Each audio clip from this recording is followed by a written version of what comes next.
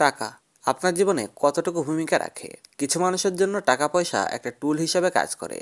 তারা যা চায় তা হাসিল করার রাস্তা হিসেবে কাজ করে। টাকা কিছু লোকের জন্য হলো ক্ষমতা, আবার কিছু মানুষ এমনও আছে যারা টাকার জন্য ফ্যামিলি, সেলফ রিয়েলাইজেশন কিংবা ইন্টিগ্রিটি সব কিছুকে ছাড়তে পারে। কিছু লোক আবার বলবে টাকা পয়সা সম্পত্তি এগুলো তো মোহের বিষয়, কম্পিউটার স্ক্রিনে লেখা কিছু নাম্বার। আর কিছু লোকের জন্য টাকা একটা অবস্ট্রাকল, যা তাকে ফ্রিডম, সিকিউরিটি আর জীবিত থাকার অনুভূতি দেয়। টাকা আপনার জন্য যতটুকুই গুরুত্ব বহন করুক না কেন, একটা জিনিস তো পাকা সত্যি যে টাকা পয়সাকে চালাতে এর ব্যাপারে আপনার মাস্টারি অর্জন করতে হবে। নয়তো টাকা নিজে মাস্টার হয়ে আপনাকে চালাতে থাকবে। হয় আপনি টাকাকে ব্যবহার করবেন, নয়তো টাকা আপনাকে ব্যবহার করবে। তাই আজকে আমি আপনাদের জন্য নিয়ে এসেছি মানি মাস্টার দ্য গেম বইটির সামারি। লেখক টনি রবিন্স বলেন, মানি ইজ এ গেম, কারণ এমন কিছু মাস্টার রয়েছে যারা মানিকে মাস্টার করেছেন। জন সি বর্গল, ওয়ারেন বাফেট কিংবা রে ডালিয়ার মতো লোকেরা কয়েক বিলিয়ন ডলার কামিয়েছেন, কারণ তারা মানি মাস্টার। তাদের মতো আপনাকেও দাবার কোটের মহড়া হওয়ার জায়গায় খেলাটার মাস্টার হয়ে ওঠার জন্য পরামর্শ দিচ্ছেন লেখক। এই সামারি থেকে আপনি শিখবেন ফাইন্যান্সিয়াল ফ্রিডম কিভাবে অ্যাচিভ করা যায়। মানে আপনার কাছে এতটা সম্পত্তি থাকবে যাতে পুরো জীবন কাজ করার প্রয়োজনই না পড়ে। যদি আপনার কাছে ফাইন্যান্সিয়াল ফ্রিডম থাকে, তবে আপনার ফ্যামিলির চিকিৎসা, এডুকেশন, বিয়ে শাদী ও সার্ভাইভালের জন্য চিন্তা করতে হবে না, কেননা আপনি তাদের সমস্ত প্রয়োজনকে ইজিলি পূর্ণ করতে পারবেন।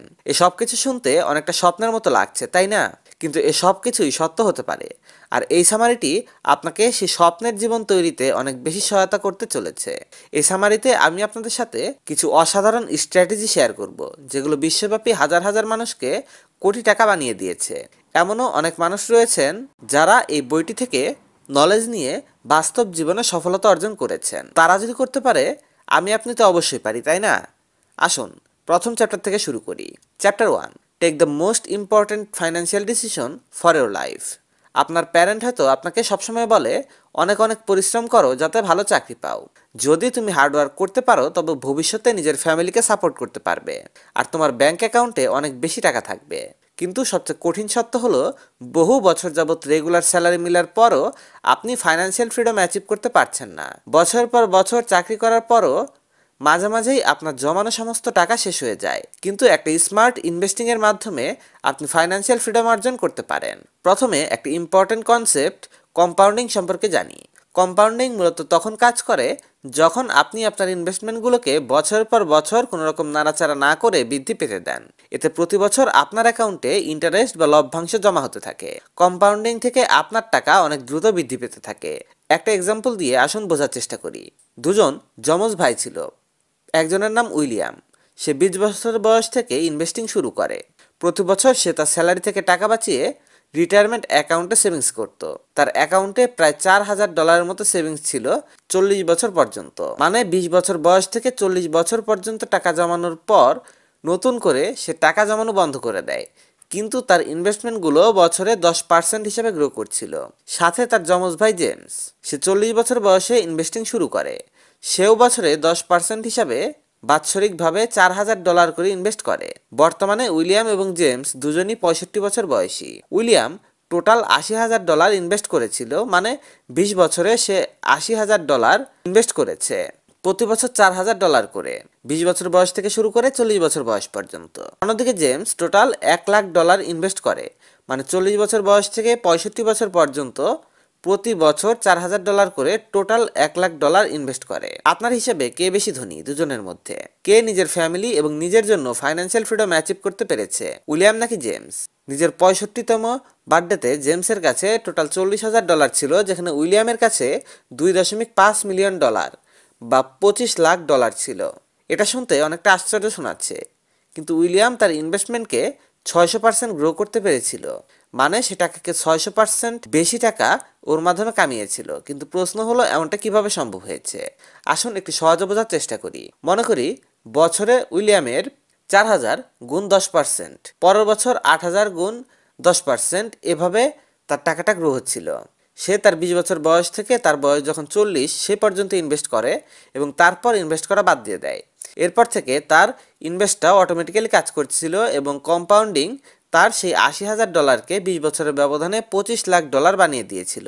এটাই হলো কম্পাউন্ডিং এর পাওয়ার। এই দুই ভাইয়ের গল্প থেকে আমরা শিখতে পারি, আপনি যত তাড়াতাড়ি ইনভেস্ট করা শুরু করবেন, ততটাই তাড়াতাড়ি আপনি আর্থিকভাবে ফ্রি হয়ে উঠবেন।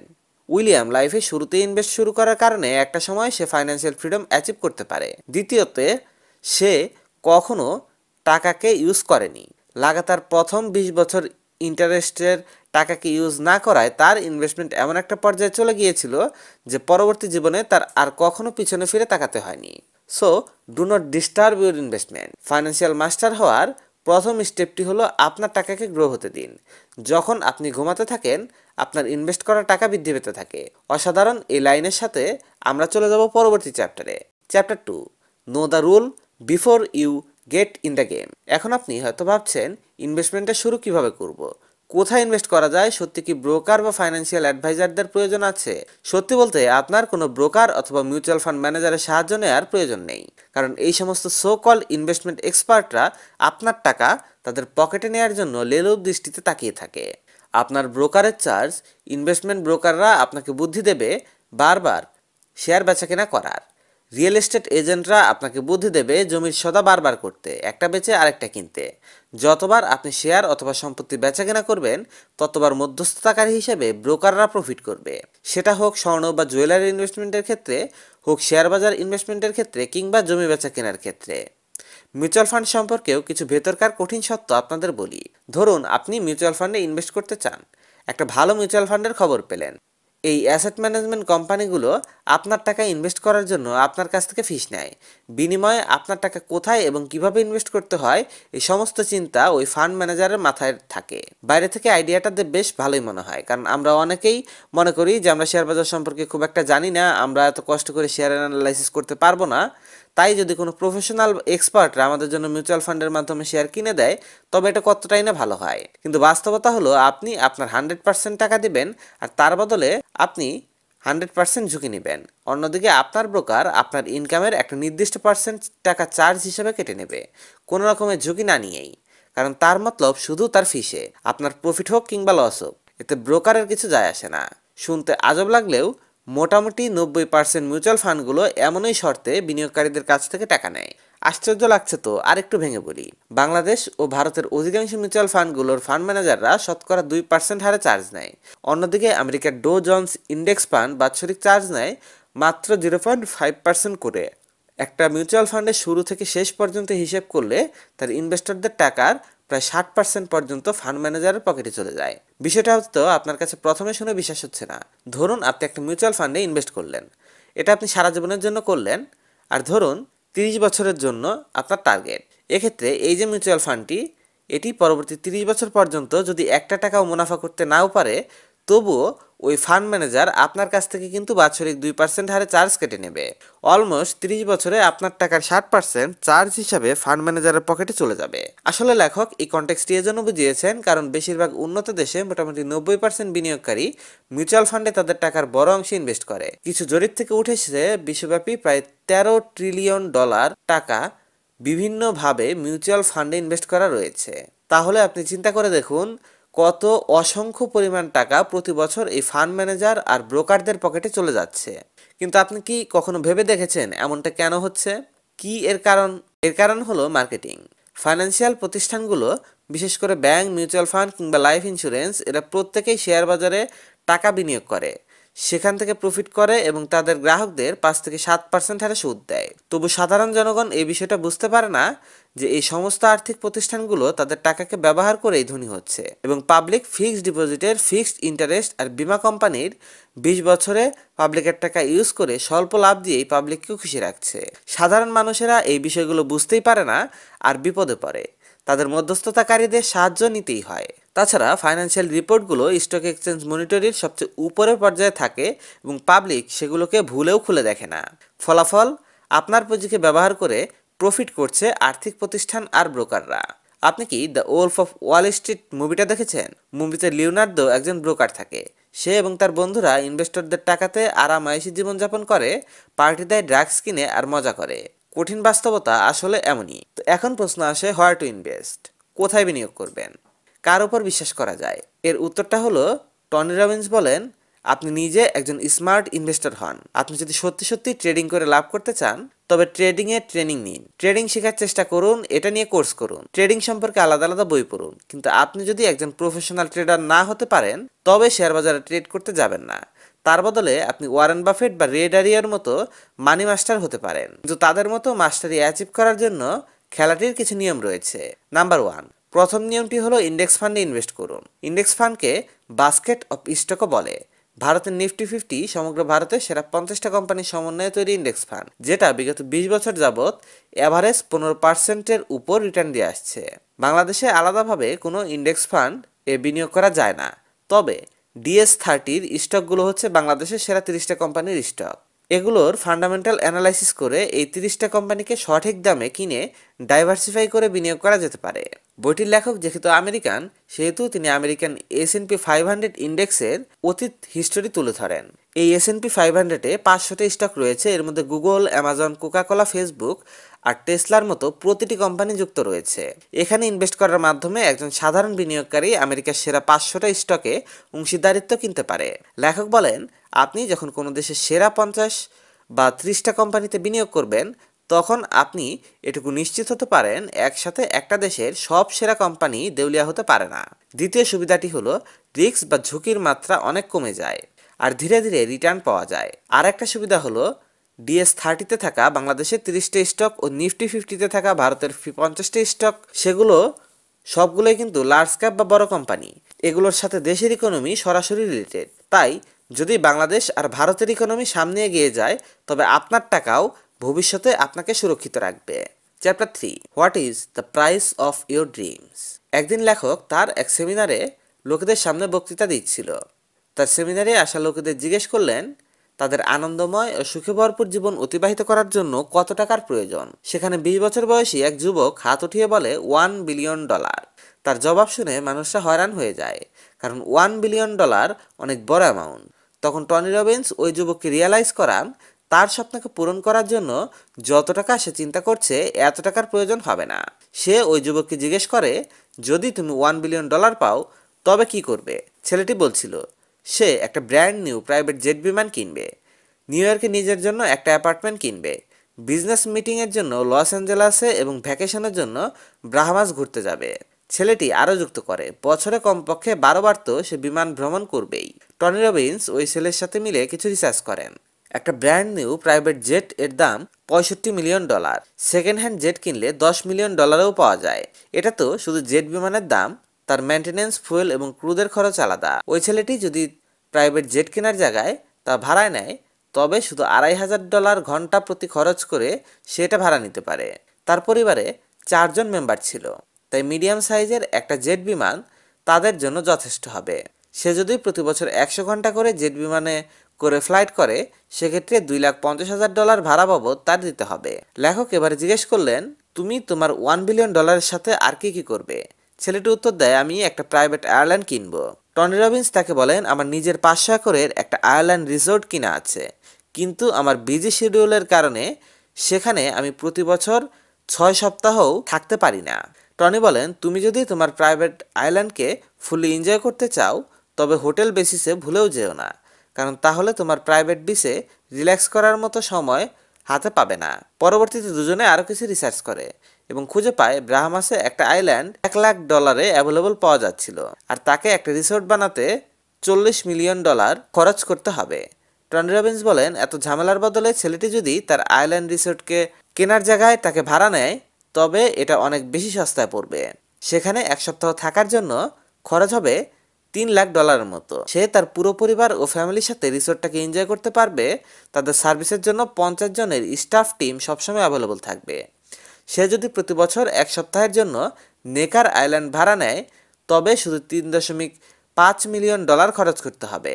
সব কিছুকে যদি আমরা অ্যাড করি, তবে ছেলেটির তার ওই ড্রিম লাইফ উপভোগ করার জন্য $10 মিলিয়ন বেশি প্রয়োজন পড়বে না, যার মাধ্যমে সে তার পরিবার ও বন্ধুদের সাথে একটা জেট বিমানে ভ্রমণ করা থেকে শুরু করে নিজের প্রাইভেট আইল্যান্ডে গিয়ে হলিডে পর্যন্ত এনজয় করতে পারবে।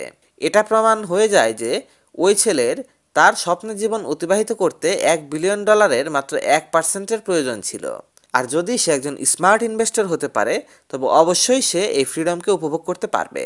Chapter 4, asset allocation. আসুন জানার চেষ্টা করি নিজের স্বপ্নের জীবন অতিবাহিত করতে কিভাবে $10 মিলিয়ন পাওয়া সম্ভব। আপনি অধিক টাকা কিভাবে কামাবেন, ইনভেস্ট করার সঠিক তরিকা কি? এর জবাব হলো অ্যাসেট অ্যালোকেশন। এর পেছনে যে স্মার্ট আইডিয়াটি রয়েছে তা হলো আপনার সকল সম্পদ এক বাস্কেটে রাখবেন না। আপনি কম্পাউন্ডিং এর জন্য আপনার ইনকামের কিছু পার্সেন্ট সেভ করতে পারেন, আর এতে করে আপনি গেমসে এন্ট্রি নিতে পারবেন। এরপর আপনার খেলায় লং টাইম পর্যন্ত টিকে থাকতে হবে। যদি আপনি চিন্তা ভাবনা করে ইনভেস্ট না করেন তবে সমস্ত টাকা ডুবতে পারে। অ্যাসেট অ্যালোকেশন আপনার পোর্টফোলিওতে ভ্যারাইটি তৈরি করবে। তাই আপনার সম্পত্তিগুলোকে আলাদা আলাদা বাস্কেটে রাখুন। আপনি আপনার টাকাকে ডিভাইড করে আলাদা আলাদা ইনভেস্টমেন্টে লাগাতে পারেন। যেমন বন্ড কিনতে পারেন, স্টক কিনতে পারেন, রিয়েল এস্টেটে ইনভেস্ট করতে পারেন, কমোডিটি মানে গোল্ড বা সিলভারে টাকা লাগাতে পারেন, এগুলো। অ্যাসেট অ্যালোকেশনের ফায়দা হলো এতে ঝুঁকির মাত্রা তুলনামূলক অনেক কমে যায়। এখানে তুলনামূলক অনেক কম পরিমাণ ঝুঁকি থাকে এবং রিটার্নও ভালো আসে। সেক্ষেত্রে কিছু মানুষ বলবে তারা সঞ্চয়পত্র কিংবা বন্ডকে বেশি সুবিধাজনক মনে করে। কেউ আবার বলবে তারা স্টক সম্পর্কে ভালো বোঝে, তাই তারা হয় স্টকে ইনভেস্ট করা পছন্দ করবে নয়তো বন্ডে। কিন্তু একটা কথা মনে রাখবেন, ইনভেস্টমেন্ট যেরকমই হোক না কেন উত্থান পতন সব ধরনের ইনভেস্টমেন্টেই থাকে। সবচেয়ে ভালো কোম্পানির স্টকগুলোও কখনো কখনো দাম কমে নিচের দিকে চলে আসে। এর জন্য অ্যাসেট অ্যালোকেশন করার ফলে যদি এক জায়গায় লস হয়ে যায় তবুও দ্বিতীয় জায়গায় প্রফিট অবশ্যই হবে। এটা অনেক ভালো সিচুয়েশন একসাথে সমস্ত টাকা লস করার থেকে। এখানে লেখক কিছু মানুষের বাস্তব জীবনের কাহিনী শেয়ার করেছেন। লেখকের এক বন্ধু তার সমস্ত টাকা অ্যাপল কোম্পানির স্টকে লাগিয়ে দিয়েছিল। এটা কি তার কোনো ভুল ছিল? না, কখনোই না। কারণ অ্যাপল শুধু আমেরিকারই নয়, এটা সারা পৃথিবীর সবচেয়ে সাকসেসফুল কোম্পানির শেয়ার। কিন্তু তারপরও এমন কিছু হয় যার ভয় সে পাচ্ছিল। টনি রবিন্সের সেই বন্ধু সব টাকা দিয়ে অ্যাপলের শেয়ার কিনে রাখে। সে এগুলো কেনার কয়েক সপ্তাহ পরই অ্যাপল কোম্পানির স্টক একেবারে নিচের দিকে চলে আসে। যেহেতু সে তার সমস্ত টাকা একটা কোম্পানিতে ইনভেস্ট করেছিল, তাই সে তেমন কিছুই করতে পারেনি। এমনই টনি রবিন্সের আরেক বন্ধু ছিল যে টেলিভিশন কোম্পানিতে এক্সিকিউটিভের চাকরি করত। সে ব্যবসা করার চিন্তা থেকে তার হাই পেইং জবটি ছেড়ে দেয় এবং লস অ্যাঞ্জেলেসে থাকা তার দামি ফ্ল্যাটটি বিক্রি করে দেয়। আর ওই টাকা দিয়ে সে একটা রেস্টুরেন্ট খোলে। সে তার বাকি টাকাগুলো জাঙ্ক বন্ড আর হাই রিস্ক স্টকে লাগিয়ে দিয়েছিল। সে ভাবছিল এখন থেকে লং টাইমের জন্য সে নিরাপদ এবং সে ফাইন্যান্সিয়ালি সিকিউর হয়ে গেছে। 2008-এর ইকোনমিক ক্রাইসিস যখন শুরু হয় তখন তার সমস্ত টাকা ডুবে যায়। তার পুনরায় সবকিছু নতুন করে শুরু করতে হয়েছিল। ইভেন তাকে পার্ট টাইম বেসিসে জবও করতে হয়েছিল। লেখক বলেন, আমার দুই বন্ধু যদি অ্যাসেট অ্যালোকেশন সম্পর্কে জানতো তবে তাদের এই পরিস্থিতি হতো না। এটা মানি রোলের একটি গেম। যদি একই জায়গায় ইনভেস্ট করেন তবে আপনার ঝুঁকি অনেক বেশি। আর যদি আপনার ডিফারেন্ট টাইপের স্টক এবং বন্ড কেনা থাকে তবে আপনার টাকা সিকিউর। এখানে লেখক দুইটা ইনভেস্টমেন্ট বাকেটের এক্সাম্পল দিয়েছেন যেটা আপনি ফলো করতে পারেন। প্রথম বাকেটটি হলো সিকিউরিটি বা পিস অফ মাইন্ড বাকেট। এটা ডাইভার্সিফাই পোর্টফোলিও, যেখানে আপনার টাকা পুরোপুরি সেফ, তবে এখানে গ্রোথ তুলনামূলকভাবে স্লো। আর দ্বিতীয়টি হলো গ্রোথ বাকেট। এখানে ঝুঁকি বেশি কিন্তু গ্রোথ অনেক দ্রুততর হবে। সিকিউরিটি মানে পিস অফ মাইন্ডের মধ্যে যে অ্যাসেটগুলো আসে তার মধ্যে রয়েছে ক্যাশ টাকা, মানে আপনার সেভিংস অ্যাকাউন্টে থাকা টাকা যেটাকে আপনি যখন খুশি তুলে ব্যবহার করতে পারেন, খরচ করতে পারেন। 2008-এ যখন মার্কেট ক্র্যাশ হচ্ছিল এবং বিশ্বমন্দা পরিস্থিতি দেখা গিয়েছিল তখন কারো হাতে ক্যাশ টাকা ছিল না, ব্যাংকগুলো বন্ধ হয়ে গিয়েছিল, সেখান থেকে কোনো লোন পাওয়া যাচ্ছিল না। যারা রিয়েল এস্টেট বা জমিতে ইনভেস্ট করেছিল তারাও জমি বিক্রি করতে পারছিল না। এজন্য আপনার ব্যাংক অ্যাকাউন্টে ক্যাশ থাকাটা অনেক বেশি জরুরি। দ্বিতীয়ত আসে বন্ড বা ফিক্সড ইনকাম ইনভেস্টমেন্ট। যখন আপনি কোনো বন্ড নেন তখন আপনি ওই কোম্পানি অথবা গভর্নমেন্টের সাথে একটা এগ্রিমেন্ট করেন। তারা আপনার কাছ থেকে টাকা ধার নেয়, যার বিনিময়ে একটা ফিক্সড ইন্টারেস্ট প্রতি বছর আপনাকে পে করে। তৃতীয় অপশনটি আসে ফিক্সড ডিপোজিট। এতে একটা নির্দিষ্ট সময় পর্যন্ত আপনি ব্যাংকে টাকা রাখেন এবং সেটার একটা নির্দিষ্ট অঙ্কের সুদ আপনার অ্যাকাউন্টে যোগ হয়, ফিক্সড ডিপোজিট। এরপর চতুর্থটি হলো লাইফ ইন্স্যুরেন্স পলিসি। ইন্স্যুরেন্স আমাদের সবার নেওয়া উচিত, বিশেষ করে যখন আপনার একটা পরিবার আছে। যদি ভবিষ্যতে আপনার কিছু হয় সেক্ষেত্রে কমপক্ষে আপনার ফ্যামিলির সার্ভাইভালের জন্য হলেও ইন্স্যুরেন্স নেওয়া প্রয়োজন। সো এই ইনভেস্টমেন্ট বাকেটটি আপনাকে সিকিউরিটি এবং পিস অফ মাইন্ড দিতে পারে। এখানে আপনার টাকা ধীরে ধীরে গ্রো করবে কিন্তু সেফ থাকবে। কিন্তু আপনি যদি ওই টাইপের ইনভেস্টর হন যাদের রিস্ক নেওয়া পছন্দ, যারা এক্সাইটমেন্ট চায়, যারা ঝুঁকি নিতে পছন্দ করে, তাদের জন্য গ্রোথ বাকেটটিকে চয়েস করাই বেটার হবে। এই বাকেটটিতে হাই রিটার্ন এর সাথে হাই রিস্কও রয়েছে। এখানে আপনি জিততেও পারেন, হারতেও পারেন। গ্রোথ বাকেটে যে ইনভেস্টমেন্ট অপশনগুলো আসে তার মধ্যে প্রথমটি হলো ইটিএফ বা এক্সচেঞ্জেস ট্রেডেড ফান্ড, যাকে আমরা ইন্ডেক্স ফান্ডও বলি। দ্বিতীয়ত রয়েছে হাই ইল্ড বন্ড, এই বন্ডগুলো হাই প্রফিট দেয়। এরপর তৃতীয়ত আরইআইটি মানে রিয়েল এস্টেট ইনভেস্টমেন্ট ট্রাস্ট, এগুলো হলো সেই কোম্পানি যারা ইনকাম জেনারেটিং রিয়েল এস্টেট কোম্পানির মালিক। এরা ইন্ডিভিজুয়াল ইনভেস্টরদের কাছে ফান্ড বা শেয়ার বিক্রি করে। আরইআইটিকে আপনি স্টকের মতো বিক্রিও করতে পারবেন। এর থেকে চাইলে ডিভিডেন্ড কামাতে পারবেন। নিজের থেকে জমি না কিনেই জমির ব্যবসা করতে পারবেন এই সিস্টেমে। 4 নম্বরে রয়েছে কমোডিটি, এতে গোল্ড, সিলভার, প্রাকৃতিক তেল, গ্যাস এগুলো আছে। আপনার পোর্টফোলিওতে গোল্ড কেনা থাকাটা ভালো, কারণ এটা ইনফ্লেশন বা মুদ্রাস্ফীতিকে প্রোটেক্ট করতে পারে। সাথে সাথেই এটা আপনার পোর্টফোলিওকে আরও ব্যালেন্স ও ডাইভার্সিফাই বানায়। Let's introduce the all season strategy. এবারে আমরা যে ইনভেস্টমেন্ট স্ট্র্যাটেজি সম্পর্কে জানব, এটি বিগত 40 বছরের ইতিহাসে কোনোদিন ফেল করেনি। 1974 সাল থেকে শুরু করে বর্তমানে টোটাল 40-50 বছরে এই স্ট্র্যাটেজিটি 15%-এর উপর রিটার্ন দিয়ে এসেছে। আসুন আমরা জানি স্ট্র্যাটেজিটি কিভাবে বানাতে হয় আর এটা নিয়ে কিভাবে কাজ করা যায়। এখানে আপনি একটা অ্যামেজিং পোর্টফোলিও কনসেপ্ট সম্পর্কে শিখবেন, যেটা আপনি নিজের জন্য অ্যাডপ্ট করতে পারেন। এটাকে আজ পর্যন্ত সবচেয়ে ব্রিলিয়ান্ট পোর্টফোলিও মানা হয়ে থাকে, যেটাকে অল সিজন স্ট্র্যাটেজি বলা হয়। এই কনসেপ্টটিকে রে ডালিও ইনভেন্ট করেছিলেন। রে ডালিও হলো দুনিয়ার সবচেয়ে বড় hedge fund press water association এর ফাউন্ডার। সে 1971 সালে তার কেরিয়ার শুরু করেন নিউ ইয়র্ক স্টক এক্সচেঞ্জে একজন ক্লার্ক হিসাবে। সে সময় আমেরিকার ইকোনমি খুব বাজে অবস্থা পার করছিল। 1970-এ আমেরিকায় বেকারত্ব আর মুদ্রাস্ফীতি অনেক বেশি ছিল। 1973 সালে একটা অয়েল কোম্পানির স্টক আসে। তখন তেলের দাম $2 থেকে বৃদ্ধি পেয়ে $10.40 পার ব্যারেলে পরিণত হয়েছিল। এর সমাধানে সরকার থেকে একটা অড ইভেন স্কিম তৈরি করা হয়, যেখানে মানুষ মাসের জোর অথবা বীজের দিনগুলোতেই গ্যাস তেল কিনতে পারত। তখন অবস্থা এতই খারাপ ছিল যে গ্যাস কেনার জন্য লোকেরা ঘন্টার পর ঘন্টা লাইনে দাঁড়িয়ে থাকতো। ভিয়েতনাম ওয়ার এবং ওয়াটারগেট স্ক্যান্ডালের পর আমেরিকাতে অনেক বেশি পলিটিক্যাল আপস অ্যান্ড ডাউন চলছিল, যার রেজাল্ট হিসেবে আমেরিকার প্রেসিডেন্ট নিক্সনকে 1974 সালে রিজাইন করতে বাধ্য করা হয়। আর এই সব কিছুর ইফেক্ট সরাসরি শেয়ার বাজারের উপরে গিয়ে পড়ে। আমেরিকার স্টক এক্সচেঞ্জ এর শেয়ার প্রাইসগুলো খুব দ্রুত আপস অ্যান্ড ডাউন হচ্ছিল। বিভিন্ন স্টকে হাই আনস্টেবিলিটি আর র্যাপিড পরিবর্তন আসছিল। এই সময় রোদারিয়ার মাইন্ডে সুন্দর একটা বিষয় কাজ করে।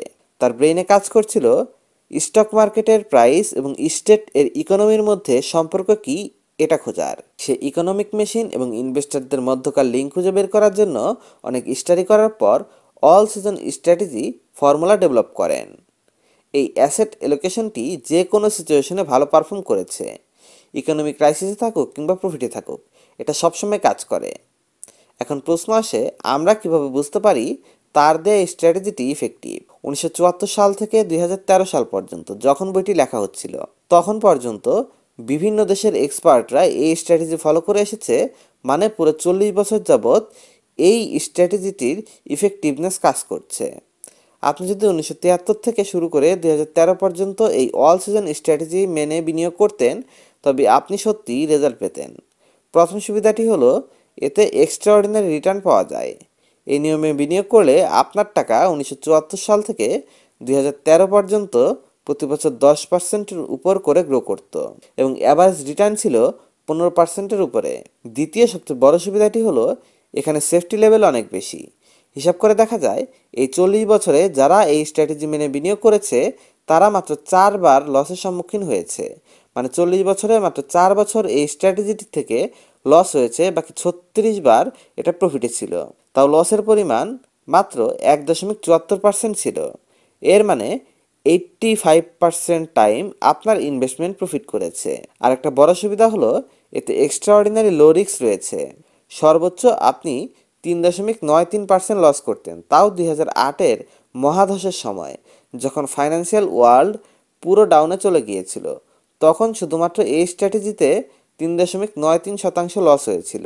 এটা এর নিখুঁত পিওরিটিকে আরও ভালোভাবে আমাদের সামনে প্রমাণ করে।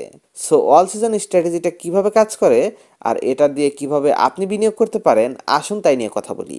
আপনি হয়তো মানুষদের বলতে শুনেছেন আপনার ইনভেস্টমেন্টকে 50% বন্ডে 50% স্টকে বিনিয়োগ করুন। এতে টাকা ডোবার সম্ভাবনা অনেক কমে যাবে। কিন্তু এটা কি ফুল প্রুফ প্ল্যান? রে ডালিও এমনটা মনে করেন না। সত্যি হলো স্টক বন্ডের তুলনায় 3 গুণ বেশি রিস্কি। যদি আপনি আপনার টাকাকে 50-50 ডিভাইড করেন তবে স্টকের রিস্ক বাড়তেই থাকবে। আর এটার ইফেক্ট এমনই হবে যে আপনি স্টকে 95% ইনভেস্ট করছেন। লেখক বলেন, আমি মনে করি এটা শুধু একটা ফাইন্যান্সিয়াল মিথ, তাই এটাকে অ্যাভয়েড করুন। এবার আমি আপনাদের সামনে দ্য অল সিজন স্ট্র্যাটেজিটা তুলে ধরছি, যেটা খুব সাধারণ কিন্তু পুরো 50 বছর যাবৎ টেস্টেড এবং প্রমাণিত একটা স্ট্র্যাটেজি। সর্বপ্রথম আপনার কাছে বিনিয়োগের যত টাকা রয়েছে তার 30% কোনো স্টকে বিনিয়োগ করুন, যেমন দেশের সেরা ব্লু চিপ স্টকগুলোতে। সবগুলোতে ভাগ করে বিনিয়োগ করুন। এক্ষেত্রে প্রতিটা সেক্টরের টপ 3টা করে কোম্পানি আপনি চুজ করতে পারেন। 15% টাকা ইন্টারমিডিয়েট বন্ডে বিনিয়োগ করুন, সাথেই 40% টাকা লং টাইম বন্ডে বিনিয়োগ করুন। ইন্টারমিডিয়েট বন্ডগুলো 7 থেকে 10 বছরে ম্যাচিউর হয়, যেখানে লং টাইম বন্ডগুলো 20 থেকে 25 বছর মেয়াদি হয়। আপনি হয়তো জিজ্ঞেস করবেন, বন্ডে কেন বেশি টাকা ইনভেস্ট করার কথা বলা হচ্ছে? লেখক বলেন, এজন্য যে বন্ড স্টকের রিস্ককে ব্যালেন্স করে দেয়। রেডারিও বলেন, লং টাইম বন্ডে ইনভেস্ট করার রিটার্ন চান্স অনেক বেশি থাকে। তৃতীয় বিষয়টি হলো 7.5% গোল্ড ইনভেস্ট করুন এবং বাকি 7.5% কমোডিটি যেমন তেল, গ্যাস, লোহা বা সিলভার এগুলোতে ইনভেস্ট করার কথা তিনি বলছেন। গোল্ড এবং বাকি কমোডিটিগুলোর দাম র্যাপিড ইনফ্লেশন মানে যখন অতিরিক্ত মুদ্রাস্ফীতি তৈরি হবে তখন দ্রুততার সাথে বাড়তে থাকবে।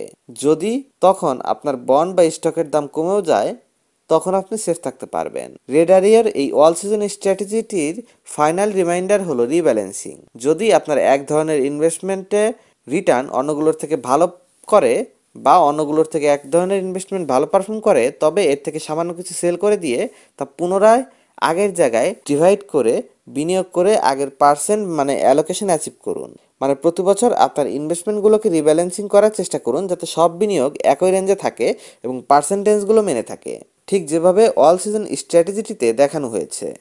এরই সাথে শেষ করছি টনি রবিন্সের বই মানি মাস্টার দ্য গেমের সামারি।